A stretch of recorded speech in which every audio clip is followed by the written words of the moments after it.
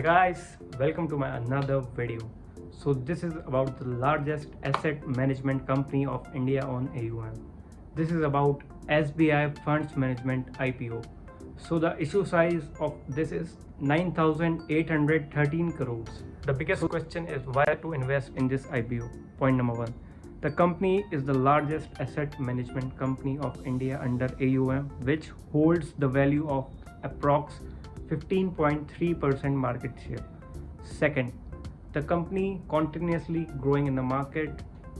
Third, the company topped the list on all its parameters under the parentage of SBI and Amundi. Base value of per share is ₹1 and the employee discount is ₹54. So the minimum investment by individual investor is about approx 15,000 rupees of 25 shares. Well, the investor can park their funds for long-term growth and success. Expected to be listed on NSE and BSE as on July 21, 2026.